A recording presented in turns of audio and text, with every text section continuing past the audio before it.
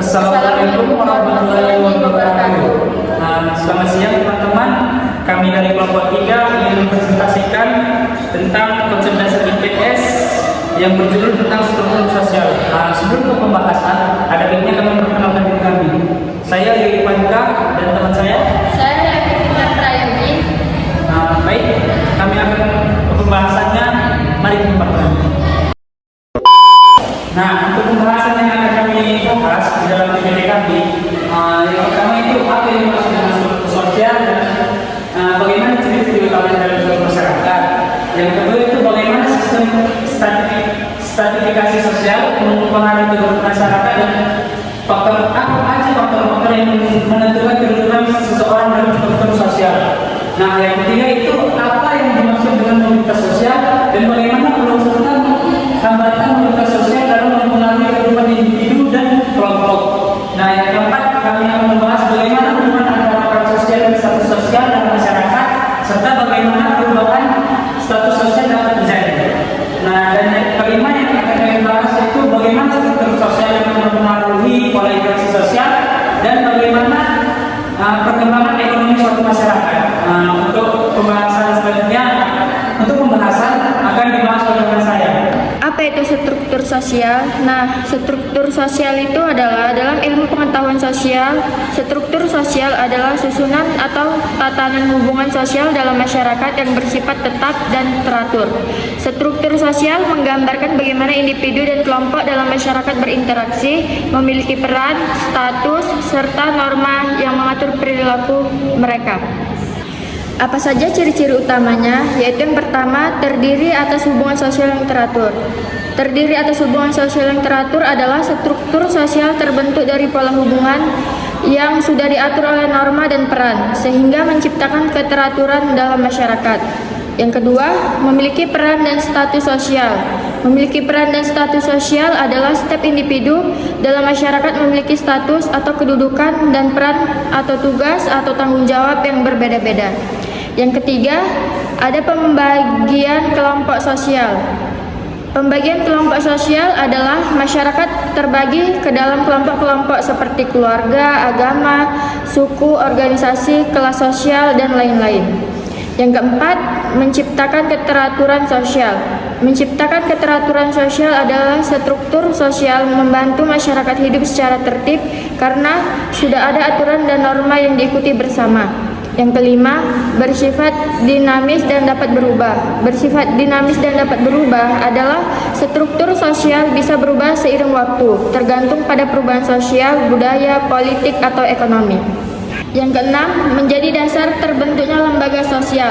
Menjadi dasar terbentuknya lembaga sosial adalah lembaga sosial seperti keluarga, pendidikan, dan hukum lahir dari struktur sosial untuk memenuhi kebutuhan masyarakat. Yang ketujuh, menentukan pola interaksi sosial. Menentukan pola interaksi sosial, struktur sosial menentukan bagaimana individu dan kelompok berinteraksi satu sama lain dalam kehidupan sehari-hari. Baik, saya akan melanjutkan pembahas tentang stratifikasi sosial. Stratifikasi sosial adalah pengelompokan masyarakat ke dalam kelas-kelas yang disusun secara bertingkat. Yang pertama ada masyarakat kelas atas, yang kedua ada masyarakat kelas menengah, yang ketiga ada masyarakat kelas bawah. Nah, untuk faktor-faktornya, faktor-faktor stratifikasi sosial didasarkan pada beberapa faktor. Yang pertama itu ada kekayaan, ada status sosial, ada kekuasaan, dan ada prestis atau prestasi. Ya, selanjutnya kami akan membahas tentang pengaruh stratifikasi sosial terhadap kehidupan masyarakat. Nah, pengaruhnya itu ada 5 contoh, 5 jenis. Yang pertama itu perbedaan hak dan kewajiban. Orang yang dari apa yang dimaksud itu? Orang yang dari kelas sosial berbeda memiliki hak dan kewajiban yang tidak selalu sama. Misalnya akses ke pendidikan, pekerjaan, dan layanan kesehatan. Yang kedua ada pola interaksi sosial. Interaksi antara individu bisa dibatasi oleh status sosial dalam masyarakat tradisional. Dalam masyarakat tradisional, seseorang dari kelas atas mungkin tidak bisa bergaul dengan masyarakat yang kelas bawah. Yang ketiga ada gaya hidup dan pola konsumsi. Stratifikasi sosial mempengaruhi cara berpakaian, tempat tinggal, makanan, dan hingga hiburan yang dikonsumsinya. Yang selanjutnya, yang keempat, ada kesempatan mobilitas sosial. Nah, yang ini orang dari lapisan sosial bawah cenderung lebih sulit naik ke lapisan atas jika sistem stratifikasinya tertutup, misalnya dalam sistem kasta. Nah, untuk yang kelima, ada pengaruh terhadap sikap dan mentalitas. Ini status sosial dapat membentuk rasa percaya diri, aspirasi hidup, serta pandangan terhadap pendidikan dan kerja keras. Dan selanjutnya kami akan membahas tentang faktor yang menentukan kedudukan seseorang dalam struktur sosial. Nah, yang pertama, faktor yang menentukan kedudukan seseorang dalam struktur sosial itu, yang pertama itu ada satu, yang kekayaan atau ekonomi. Seseorang yang memiliki banyak harta biasanya menempati posisi lebih tinggi dalam masyarakat. Nah, yang kedua itu ada pendidikan. Tingkat pendidikan bisa meningkatkan status sosial karena memberi akses pada pekerjaan yang lebih baik. Yang ketiga itu ada pekerjaan atau profesi. Nah, pekerjaan tertentu, dokter, pengacara, pejabat, atau yang lain-lain dianggap lebih tinggi statusnya dibandingkan pekerjaan lain, contohnya buruh atau kuli. Nah, yang keempat ada keturunan. Dalam masyarakat tradisional, kedudukan sering ditentukan oleh garis keturunan. Contohnya seperti garis keturunan bangsawan, kasta, atau keluarga terpandang. Yang kelima ada kekuasaan atau pengaruh politik. Nah, orang yang memiliki jabatan atau pengaruh politik cenderung kedudukannya lebih tinggi dalam masyarakat. Untuk yang keenam ada agama dan kepercayaan. Dalam beberapa masyarakat pemuka agama atau yang dianggap suci memiliki posisi lebih tinggi daripada masyarakat yang tidak kurang paham dalam agama tersebut. Nah, untuk selanjutnya ada beberapa peran sosial dalam masyarakat. Nah, peran sosial dalam masyarakat adalah perilaku yang diharapkan dari individu sesuai status sosialnya. Misalnya, seorang guru yang berperan sebagai pendidik sekaligus teladan bagi murid-muridnya. Nah, untuk selanjutnya kami akan membahas tentang mobilitas sosial. Mobilitas sosial itu terbagi menjadi dua, ada mobilitas sosial vertikal, ada mobilitas sosial horizontal. Mobilitas sosial adalah perpindahan status atau kedudukan seseorang dalam masyarakat. Untuk mobilitas sosial vertikal, itu adalah proses perpindahan individu atau kelompok dari satu posisi sosial ke posisi sosial lainnya yang tidak setara, yang dapat mengalami peningkatan atau penurunan. Nah, di vertikal ini ada dibagi dua juga, yaitu vertikal naik dan vertikal turun.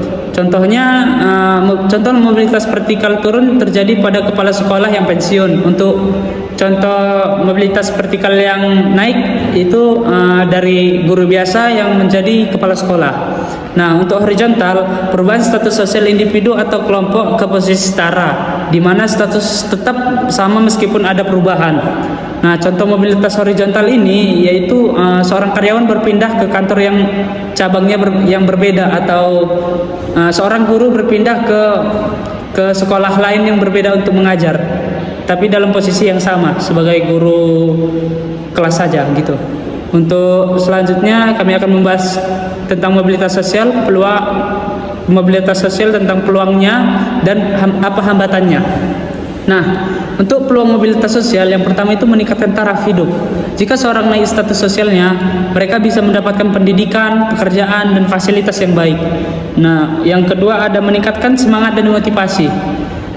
Kesempatan untuk naik status biasanya membuat orang lebih giat bekerja atau lebih giat belajar. Yang ketiga ada mendorong perubahan sosial.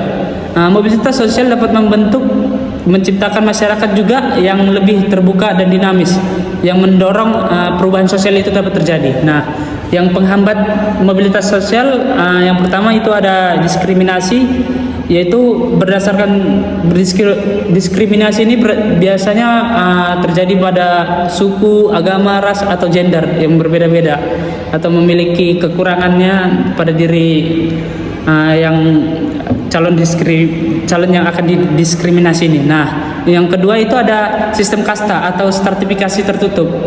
Ini seperti masyarakat tradisional yang tidak memiliki peluang naik status. Contohnya ya masyarakat yang rendahan lah ya, atau dibilang masyarakat yang ada di golongan bawah. Tidak ada sertifikasi sertifikasinya jadi tertutup. Dia untuk peluang untuk naiknya dia tidak mampu, jadi atau orang yang kurang pendidikan juga seperti itu, tidak mampu memberikan peluang naik untuk statusnya seperti itu. Yang ketiga ada kekurangan akses pendidikan. Nah, pendidikan adalah kunci utama untuk mobilitas naik. Jika orang berpendidikan, orang mampu untuk merubah mobilitas sosialnya atau status sosialnya juga. Yang keempat ada keterbatasan ekonomi. Orang miskin lebih sulit mengakses peluang kerja, usaha atau sekolah tinggi karena keterbatasan ekonomi. Jadi ini termasuk salah satunya. Yang kelima ada norma budaya. Beberapa budaya tidak mendorong perubahan peran sosial. Norma budaya ini karena apa ya? Karena banyak kecenderungan yang memiliki sifat budayanya, membawa sifat budaya ciri khasnya masing-masing. Jadi untuk perubahan sosialnya dia kurang, itu bisa menghambat perubahan sosialnya atau mobilitas sosialnya. Nah, apa hubungan antara peran sosial dan status sosial? Baik, di sini akan membahas itu tentang hubungan antara peran sosial dan status sosial. Nah, peran sosial adalah tindakan atau perilaku yang diharapkan oleh seseorang sesuai dengan status yang dia miliki. Sedangkan status sosial ada kedudukan atau posisi seseorang dalam masyarakat seperti sebagai pelajar, dokter, ibu rumah tangga atau pemimpin. Hubungannya antara peran sosial dan status sosial itu adalah status menentukan peran dan peran adalah pelaksanaan dari status tersebut. Orang yang memiliki status tertentu diharapkan menjalankan peran sosial yang sesuai agar terciptanya peraturan dalam masyarakat. Baik, untuk pembahasan selanjutnya akan dibahas oleh Leoni, teman saya. Nah, saya akan melanjutkan rekan saya bagaimana perubahan status sosial dapat terjadi, yaitu yang pertama melalui pendidikan. Seseorang yang dulunya tidak berpendidikan bisa memperoleh gelar sarjana dan mendapatkan pekerjaan bergengsi sehingga status sosialnya naik. Yang kedua, melalui pekerjaan atau jabatan. Karyawan biasa yang diangkat menjadi manajer atau direktur akan mengalami kenaikan status sosial. Yang ketiga, melalui pernikahan. Seseorang bisa mengalami perubahan status sosial karena menikah dengan orang dari status sosial yang berbeda, misalnya dari keluarga bangsawan atau tokoh terkenal.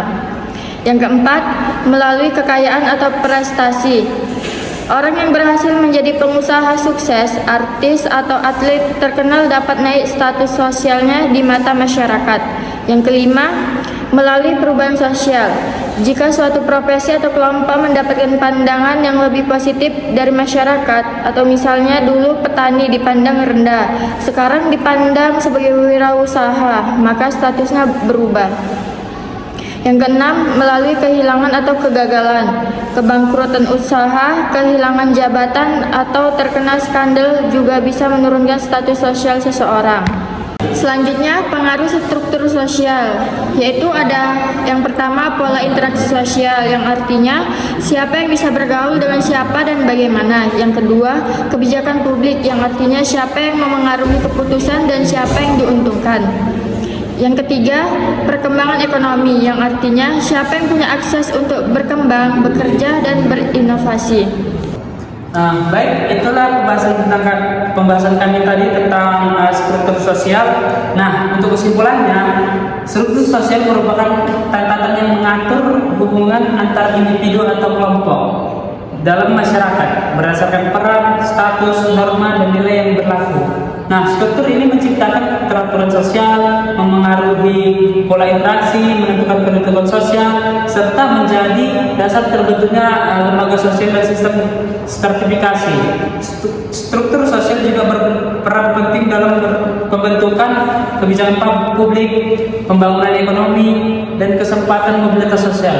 Dengan kata lain, struktur sosial adalah kerangka dasar yang menjadi keseimbangan dan keberlangsungan kehidupan masyarakat. Sekian presentasi dari kami kelompok 3. Jika ada salah kata dan kurangnya kami mohon maaf.